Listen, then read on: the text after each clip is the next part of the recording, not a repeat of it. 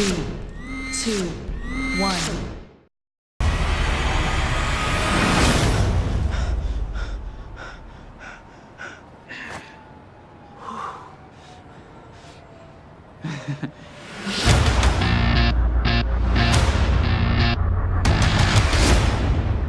Well, Sony, you did it.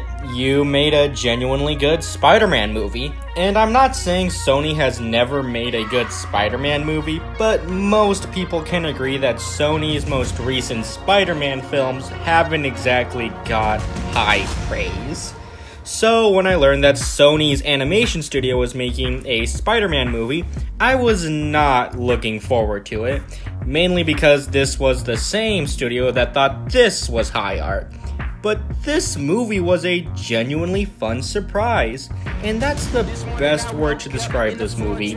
It's fun. In fact, I think the best word to describe this movie is amazing. I need friends. So a teenager named Miles Morales gets bit by the same radioactive spider that bit Spider-Man. He eventually meets Spider-Man, and it doesn't take long for the two to realize that they have the same powers. Spider-Man promises to train Miles to better control his powers, but he gets killed by the Kingpin, who is building a machine that can open up portals to new dimensions. Miles Morales tries to take the mantle as Spider-Man, but he still doesn't know how to control his powers. Luckily, a Spider-Man from another dimension gets sucked into Miles' dimension because of the Kingpin's machine. So Miles asks this other dimension Spider-Man to help him destroy the Kingpin's machine and to train him to be a better Spider-Man. This new dimension Spider-Man agrees, even though he's tired of being Spider-Man, and they soon realize this other Peter Parker wasn't the only Spider-Man that came to Miles' dimension. So let's start talking about Miles Morales himself. He's honestly the best part about this movie. He's kind, smart, but he doesn't do well under pressure and is not used to being out of his comfort zone. He also acts like an actual teenager. He's easily stressed, trying to figure out what he wants to do with his life, and wants to fit in while sticking out at the same time. He isn't annoying, and he has an actual personality. The chemistry with his family is also really good. The father in particular is also really cool. I like how he's a good father, since most shows and movies I've seen just focus on how a father is either an idiot or doesn't know what they're doing.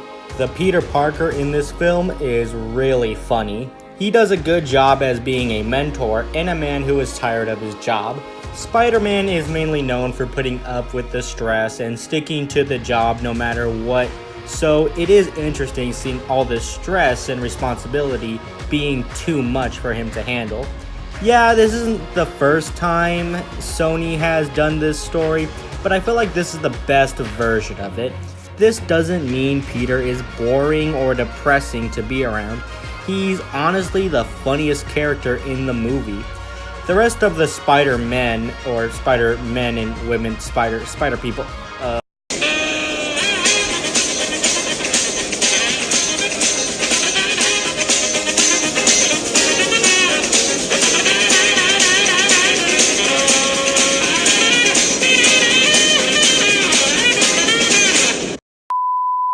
The rest of the Spider people are awesome. Gwen Stacy is really cool. Noir Spider-Man has hilarious dialogue and is played by the awesome Nicolas Cage.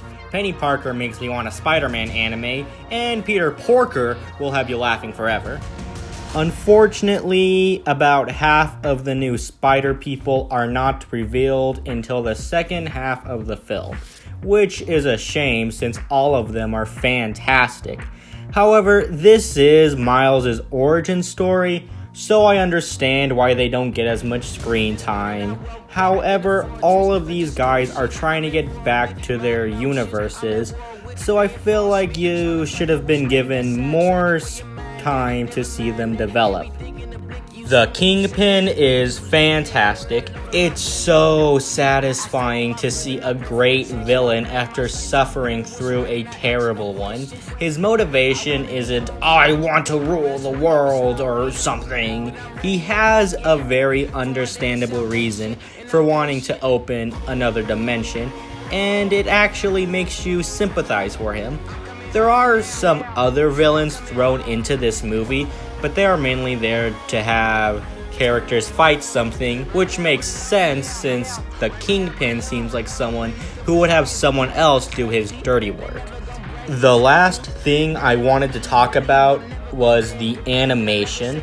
I love this animation so much. It is the icing on the cake. It's drawn like an actual comic book. There's word boxes, most scenes have bright colors that help the film pop out, and sound effects occasionally have words next to them. It gives the film such a fun and unique style. I think I honestly enjoyed this movie more than Spider-Man Homecoming. I think the story is better, the characters are more interesting, it has a more unique style, and my only complaint is that I want more, which I think is a pretty good complaint. I still think Spider-Man Homecoming is the better adaptation of Spider-Man, but I think Spider-Man Into the Spider-Verse is a more unique adaptation. I love it, and I can't wait for the sequel. Spider-Man Into the Spider-Verse earns a 10 out of 10.